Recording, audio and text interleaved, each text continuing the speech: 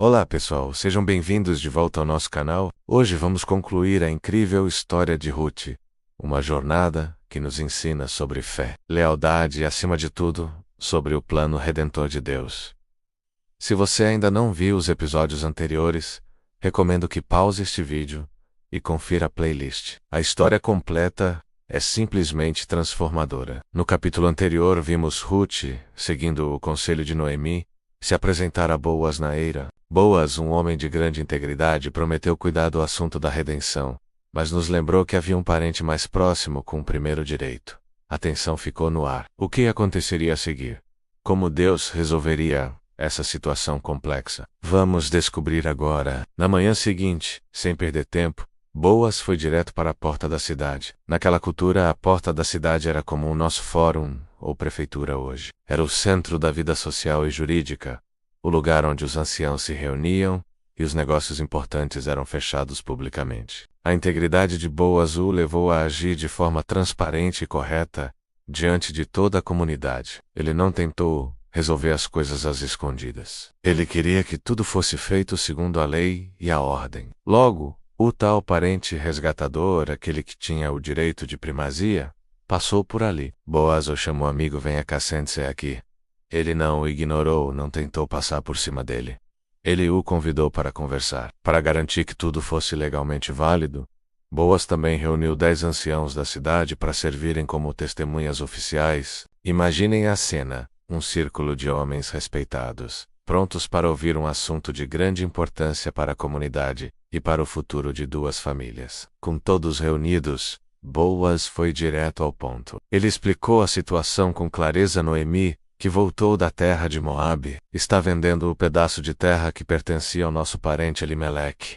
Ele se dirige ao outro homem e diz: eu achei que deveria informá-lo, para que você possa resgatá-la na presença destes que estão sentados aqui e dos anciãos do meu povo. Se você quer resgatar, resgate, mas se não, me diga, para que eu saiba, porque não há outro para resgatar além de você, e eu venho depois. A oferta inicial era puramente um negócio. Adquirir a terra de Elimeleque era uma boa oportunidade de investimento, uma forma de aumentar seu próprio patrimônio. E a resposta do homem foi imediata e positiva. Sim, eu resgatarei. Por um momento, nosso coração talvez afunde um pouco. Se ele resgatasse a terra, o que seria de Ruth? O plano parecia estar indo por água abaixo. Noemi e Ruth ficariam amparadas financeiramente, mas a promessa de um futuro e de uma linhagem parecia distante. Mas Boaz era um homem sábio e justo. Ele sabia que a lei do resgate envolvia mais do que apenas terra. E aqui vem o ponto de virada da história. Boaz acrescenta uma cláusula crucial. No dia em que você comprar a terra das mãos de Noemi, você também terá que adquirir Ruth, a Moabita, a viúva do falecido, para suscitar o nome do morto sobre a sua herança. De repente a proposta mudou completamente. Não era mais apenas um negócio vantajoso, era um compromisso de família, um ato de lealdade, que exigia sacrifício. Casar-se com Ruth significava que o primeiro filho, nascido dessa união, não levaria o nome do resgatador. Ele seria considerado o herdeiro legal de Malom, o falecido marido de Ruth, e herdaria a terra que estava sendo resgatada. Em outras palavras, o parente resgatador gastaria seu próprio dinheiro para comprar uma terra que no futuro passaria para outra linhagem. Ele estaria investindo em um patrimônio que não seria verdadeiramente seu. A reação do homem mudou na hora. Ele hesitou e disse: se é assim, não posso resgatá-la para mim. Para não prejudicar a minha própria herança, o custo pessoal se tornou alto demais. Ele estava focado em seu próprio legado, em seu próprio patrimônio. Ele não estava disposto a assumir a responsabilidade que vinha com a redenção completa. Então ele abre mão do seu direito: resgate você mesmo, o meu direito de redenção, porque eu não posso fazê-lo. Para selar o acordo, eles seguiram um costume da época. O homem tirou sua sandália e a entregou a Boaz.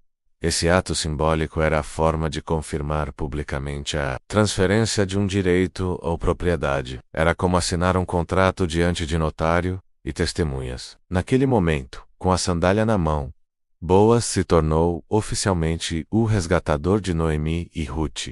Com o direito legalmente transferido, Boaz se levantou e declarou a todos os presentes em alto e bom som: Vocês são testemunhas hoje de que eu comprei tudo o que pertencia a Elimeleque, e tudo o que era de Quilion e de Malom das mãos de Noemi.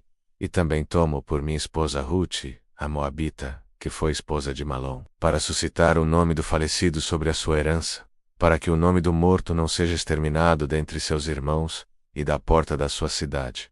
Vocês são testemunhas hoje. A resposta do povo e dos anciãos foi unânime e cheia de alegria. Eles não apenas confirmaram o acordo, mas também derramaram bênçãos sobre Boaz e Ruth. Eles disseram: Somos testemunhas. Que o Senhor faça a essa mulher, que entra em sua casa como a Raquel e como a Lia, que juntas edificaram a casa de Israel, e que você seja poderoso em Efrata, e tenha renome em Belém. Eles abençoaram o casal, desejando que sua família fosse tão fundamental para Israel quanto as esposas de Jacó, e que Boaz prosperasse e se tornasse um homem de grande influência. E assim, Boaz e Ruth se casaram. A história que começou com fome, morte e desespero, agora se transformava em uma celebração de amor, esperança e recomeço. Mas a bênção de Deus sobre essa união foi ainda maior. O texto diz que o Senhor concedeu a Ruth que concebesse, e ela deu à luz um filho. A mulher que era viúva, estrangeira e sem filhos agora era esposa, parte da comunidade e mãe. Deus não apenas restaurou sua vida, mas a preencheu com uma alegria que ela talvez nunca imaginou ser possível. O nascimento desse menino trouxe uma alegria indescritível, especialmente para Noemi. As mulheres da cidade foram até ela, não para lamentar, mas para celebrar. E elas se disseram: Louvado seja o Senhor, que não a deixou hoje sem um resgatador. Que o nome dele seja famoso em Israel. Ele será para você um restaurador da vida e um sustento na sua velhice, pois sua nora, que a ama e que é melhor para você do que 7 filhos, o deu à luz.